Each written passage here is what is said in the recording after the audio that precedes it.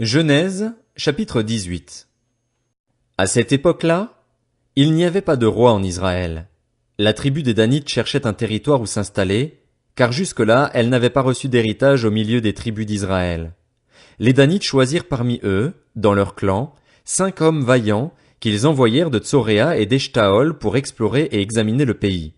Ils leur dirent, « Allez examiner le pays. » Ces hommes arrivèrent jusque vers la maison de Mika, dans la région montagneuse d'Éphraïm, et ils y passèrent la nuit. Une fois près de la maison de Mika, ils reconnurent la voix du jeune Lévite, s'approchèrent et lui dirent, « Qui t'a amené ici? Que fais-tu dans cet endroit? Qu'est-ce qui te retient ici? » Il leur répondit, « Mika fait pour moi différentes choses.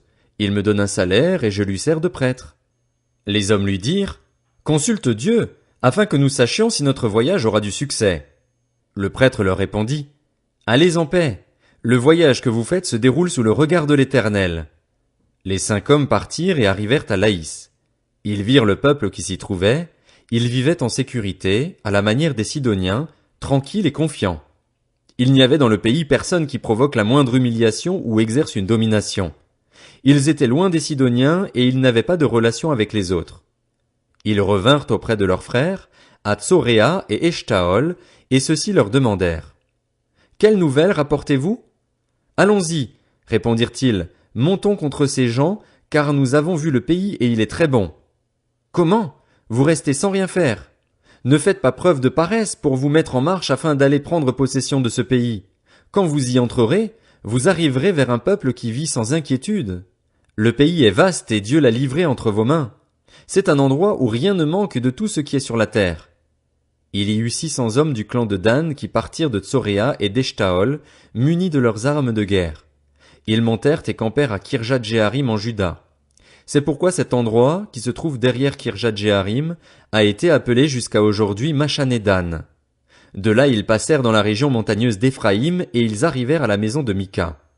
Alors les 5 hommes qui étaient allés explorer le pays de Laïs prirent la parole et dirent à leurs frères, « Savez-vous qu'il y a dans ces maisons-là un éphod, des téraphins, une sculpture sacrée et une idole en métal fondu? Voyez maintenant ce que vous avez à faire. » Ils s'approchèrent de là, entrèrent dans la maison du jeune Lévite, dans la maison de Mika, et lui demandèrent comment il se portait. Les 600 Danites, munis de leurs armes de guerre, se tenaient à l'entrée de la porte. Les 5 hommes qui étaient allés explorer le pays montèrent à l'intérieur de la maison. Ils prirent la sculpture sacrée, l'éphod, les téraphins et l'image en métal fondu pendant que le prêtre se trouvait à l'entrée de la porte avec les 600 hommes munis de leurs armes de guerre. Lorsqu'ils furent entrés dans la maison de Mika et qu'ils eurent pris la sculpture sacrée, l'éphod, les téraphins et l'image en métal fondu, le prêtre leur dit, « Que faites-vous? » Ils lui répondirent, « Tais-toi, mets ta main sur ta bouche et viens avec nous. Tu nous serviras de père et de prêtre. Vaut-il mieux que tu serves de prêtre à la famille d'un seul homme ou à toute une tribu et tout un clan en Israël? » Le prêtre en fut tout réjoui dans son cœur. Il prit l'éphod, les téraphins et la sculpture sacrée et se joignit à la troupe. Ils se remirent en route et partirent en plaçant devant eux les enfants, le bétail et les bagages. Les Danites étaient déjà loin de la maison de Mika lorsque les occupants des maisons voisines de celle de Mika se rassemblèrent et se lancèrent à leur poursuite. Ils appelèrent les Danites, qui se retournèrent et dirent à Mika, « Qu'as-tu et que signifie ce rassemblement? » Il répondit, « Mes dieux que j'avais fabriqués, vous les avez enlevés avec le prêtre et vous êtes partis. Que me reste-t-il? Comment donc pouvez-vous me dire, qu'as-tu? » Les Danites lui dirent, « Ne dis plus un mot, sinon ce sont des hommes furieux qui se jetteront sur vous, et tu provoqueras ta perte ainsi que celle de ta maison. » Puis les Danites continuèrent leur route. Voyant qu'ils étaient plus forts que lui, Mika repartit et retourna chez lui. Les Danites enlevèrent ainsi ce qu'avait fabriqué Mika et emmenèrent le prêtre qui était à son service. Puis ils surprirent Laïs, un peuple tranquille et sans inquiétude. Ils le passèrent au fil de l'épée et brûlèrent la ville. Personne ne la délivra, car elle était située loin de Sidon et ses habitants n'avaient pas de relation avec les autres. Elle se trouvait dans la vallée qui s'étend en direction de Beth-Rehob. Les Danites reconstruisirent la ville et y habitèrent. Ils l'appelèrent Dan, d'après le nom de leur ancêtre, qui était un fils d'Israël. Cependant, la ville s'appelait auparavant Laïs. Ils dressèrent la sculpture sacrée pour leur usage propre et Jonathan, fils de Gershom et petit-fils de Moïse, ainsi que ses descendants, officièrent comme prêtres pour la tribu des Danites jusqu'à l'époque de la déportation des habitants du pays. Ils érigèrent pour leur usage propre la sculpture sacrée qu'avait fabriquée Mika pendant toute la période où la maison de Dieu fut à Silo. Juges, chapitre 19. À l'époque où il n'y avait pas de roi en Israël, un Lévite qui résidait à l'extrémité de la région montagneuse d'Éphraïm prit pour concubine une femme de Bethléem en Juda. Sa concubine lui fut infidèle et le quitta pour retourner chez son père à Bethléem en Juda, où elle resta durant 4 mois. Son mari se leva et alla la trouver pour parler à son cœur et la ramener. Il avait avec lui son serviteur et 2 ânes. Elle le fit entrer chez son père. Quand le père de la jeune femme le vit, il l'accueillit avec joie. Son beau-père, le père de la jeune femme, le retint 3 jours chez lui. Ils mangèrent et burent, et ils passèrent la nuit là. Le 4e jour, ils se levèrent de bon matin. Le Lévite se préparait à partir, mais le père de la jeune femme dit à son gendre, « Mange un morceau de pain pour prendre des forces. Vous partirez ensuite. » Ils s'assirent donc et ils mangèrent et burent tous 2 ensemble. Puis le père de la jeune femme dit au mari, « Décide-toi donc à passer la nuit ici et que ton cœur se réjouisse. » Le mari se préparait à partir, mais, sur l'insistance de son beau-père, il passa encore la nuit là. Le 5e jour, il se leva de bon matin pour partir. Alors le père de la jeune femme dit, « Prends donc des forces et restez jusqu'au soir. » Et ils mangèrent tous les 2. Le mari se préparait à partir avec sa concubine et son serviteur, mais son beau-père, le père de la jeune femme, lui dit, « Voici que le jour baisse, et il se fait tard. Passez donc la nuit ici. C'est déjà le soir. Passe la nuit ici et que ton cœur se réjouisse. Demain vous vous lèverez de bon matin pour vous mettre en route, et tu retourneras dans ta tente. » Le mari ne voulut pas passer la nuit là. Il se leva donc et partit. Il arriva jusque devant Jébus, c'est-à-dire Jérusalem, avec les 2 ânes munis de leur selle et avec sa concubine. Le jour avait beaucoup baissé lorsqu'ils furent près de Jébus. Le serviteur dit alors à son maître, « Allons, dirigeons-nous vers cette ville des Jébusiens pour y passer la nuit. » Son maître lui répondit, « Nous n'entrerons pas dans une ville d'étrangers où il n'y a pas d'Israélites. Nous irons jusqu'à Gibéa. » Il dit encore à son serviteur, « Allons, approchons-nous de Gibéa ou Rama et passons la nuit dans l'une de ces localités. » Ils continuèrent à marcher, et le soleil se couchait quand ils furent près de Gibéa, ville de la tribu de Benjamin. Ils prirent cette direction pour aller passer la nuit à Gibéa. Le Lévite entra et s'arrêta sur la place de la ville. Il n'y eut personne qui l'accueille chez lui pour la nuit. Toutefois, un vieil homme revint le soir de son travail au champ. Cet homme était originaire de la région montagneuse d'Éphraïm et s'était installé à Gibéa, alors que les habitants de l'endroit étaient benjaminites. Levant les yeux, le vieil homme vit le voyageur sur la place de la ville et lui dit, « Où vas-tu et d'où viens-tu » Le Lévite lui répondit, « Nous allons de Bethléem en Juda jusqu'à l'extrémité de la région montagneuse d'Éphraïm, d'où je viens. J'étais allé à Bethléem en Juda et je me rends à la maison de l'Éternel, mais il n'y a personne qui m'accueille chez lui. Nous avons cependant de la paille et du fourrage pour nos ânes. Nous avons aussi du pain et du vin pour moi, pour ta servante et pour le garçon qui accompagne tes serviteurs. Nous ne manquons de rien. » Le vieil homme dit, « Que la paix soit avec toi. Je me charge de tous tes besoins, tu ne passeras pas la nuit sur la place. » Il les fit entrer dans sa maison et donna du fourrage aux ânes. Les voyageurs se lavèrent les pieds, puis ils mangèrent et burent. Pendant qu'ils étaient en train de se réjouir, les hommes de la ville, hommes mauvais, entourèrent la maison, frappèrent à la porte et dirent au vieil homme qui était le maître de maison, « Fais sortir l'homme qui est entré chez toi, pour que nous couchions avec lui. » Le maître de maison se présenta à eux et leur dit, « Non, mes frères, ne faites pas le mal, je vous en prie. Puisque cet homme est entré chez moi, ne commettez pas cet acte odieux. Écoutez, j'ai une fille vierge et cet homme a une concubine. Je vous les amènerai dehors. Vous les déshonorerez, vous leur ferez ce qu'il vous plaira. Mais ne commettez pas sur cet homme un acte aussi odieux. » Ces hommes ne voulurent pas l'écouter. Alors le Lévite prit sa concubine et la leur amena dehors. Ils eurent des relations avec elle, ils la violèrent toute la nuit jusqu'au matin. Puis, au lever de l'aurore, ils la renvoyèrent. Au petit matin, cette femme alla s'écrouler à l'entrée de la maison de l'homme qui hébergeait son mari, et elle resta là jusqu'à ce qu'il fasse jour. Le matin, son mari se leva, ouvrit la porte de la maison et sortit pour continuer son chemin. Mais voici que la femme, sa concubine, était étendue à l'entrée de la maison, les mains sur le seuil. Il lui dit, « Lève-toi, allons-nous-en. » Elle ne répondit pas. Alors son mari la mit sur son âne et partit pour retourner chez lui. Arrivé chez lui, il prit un couteau, s'empara de sa concubine et la coupa membre par membre en 12 morceaux, qu'il envoya dans tout le territoire d'Israël.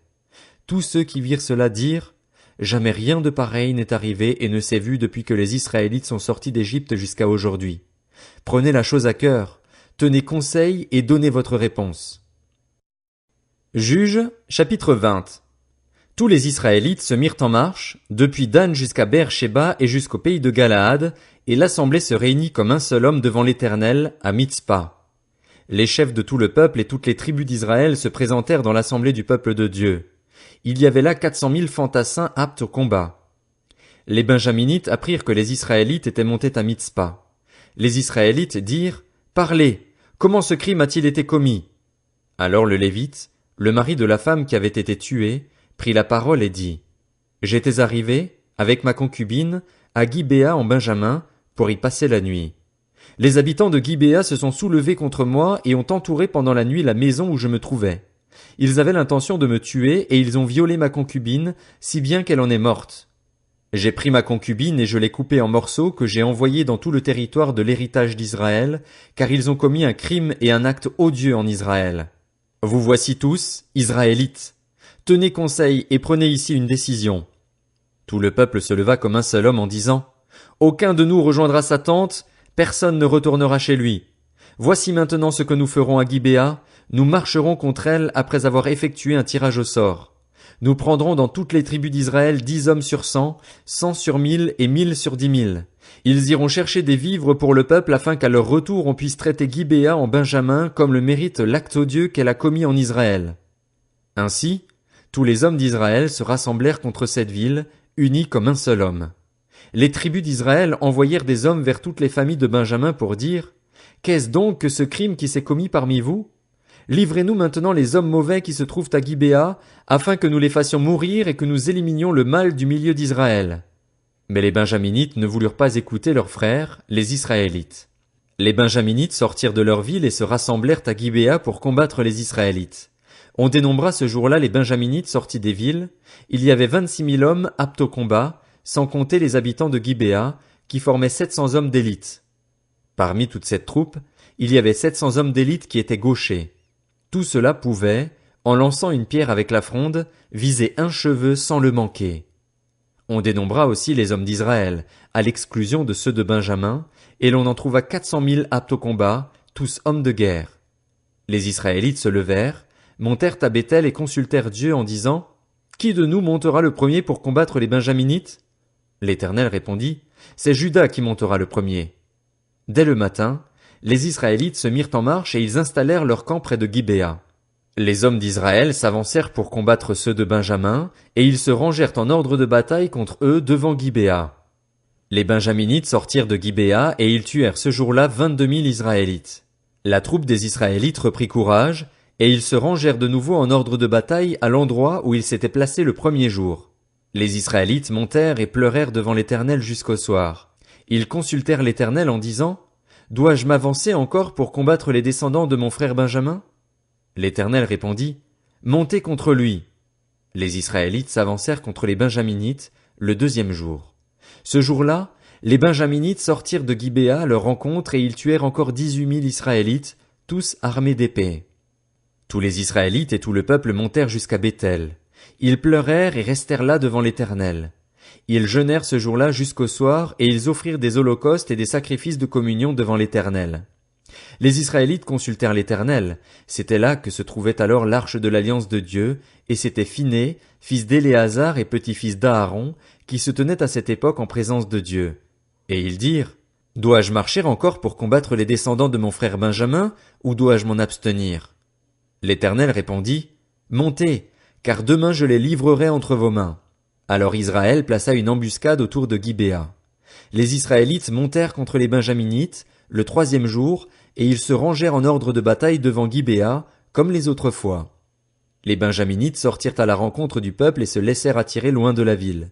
Ils commencèrent à frapper à mort parmi le peuple comme les autres fois, sur les routes dont l'une monte à Béthel et l'autre à Gibéa par la campagne, et ils tuèrent une trentaine d'hommes d'Israël.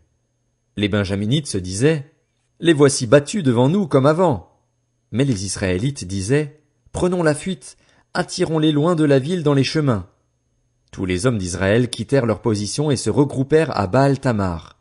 L'embuscade d'Israël s'élança alors de l'endroit où elle se trouvait, c'est-à-dire Maharé-Gibéa. 10 000 hommes choisis sur l'ensemble d'Israël arrivèrent devant Gibéa. Le combat fut acharné et les Benjaminites ne se doutaient pas du désastre qu'ils allaient subir. L'Éternel battit Benjamin devant Israël, et les Israélites tuèrent ce jour-là 25 100 hommes de Benjamin, tous armés d'épées. Les Benjaminites considérèrent les hommes d'Israël comme battus, car ces derniers cédaient du terrain devant eux, comptant sur l'embuscade qu'ils avaient placée contre Gibéa. Les hommes placés en embuscade fondirent rapidement sur Gibéa, ils se déployèrent et frappèrent toute la ville du tranchant de l'épée. Suivant un signal convenu avec les autres Israélites, les hommes de l'embuscade devaient faire monter une épaisse fumée de la ville. Les Israélites firent à ce moment-là volte-face dans la bataille. Les Benjaminites leur avaient déjà tué une trentaine d'hommes et se disaient « Certainement, les voilà battus devant nous comme lors du premier combat. » Cependant, une épaisse colonne de fumée commençait à s'élever de la ville. Les Benjaminites regardèrent derrière eux et virent que de la ville entière les flammes montaient vers le ciel. Les Israélites avaient fait volte-face et les hommes de Benjamin furent effrayés en voyant le désastre qui allait les atteindre. Ils tournèrent le dos devant les Israélites et s'enfuirent en prenant le chemin du désert. Mais leurs assaillants les talonnèrent et éliminèrent pendant le trajet ceux qui étaient sortis des villes. Ils encerclèrent Benjamin, le poursuivirent et l'écrasèrent dès qu'il voulait se reposer, jusqu'à un endroit situé en face de Gibéa, du côté est. Il y eut 18 000 hommes de Benjamin, tous vaillants, qui moururent. Parmi ceux qui tournèrent le dos pour s'enfuir vers le désert au rocher de Rimon, les Israélites firent 5 000 victimes sur les routes. Ils les poursuivirent jusqu'à Gidéom et en tuèrent 2 000. Le nombre total des Benjaminites qui moururent ce jour-là fut de 25 000 hommes armés d'épées, tous vaillants. Les 600 hommes qui avaient tourné le dos et qui s'étaient enfuis vers le désert au rocher de Rimon restèrent là pendant 4 mois. Les Israélites revinrent vers les Benjaminites et les frappèrent du tranchant de l'épée, depuis les habitants des villes jusqu'au bétail et jusqu'à tout ce qu'ils rencontrèrent. Ils mirent aussi le feu à toutes les villes existantes.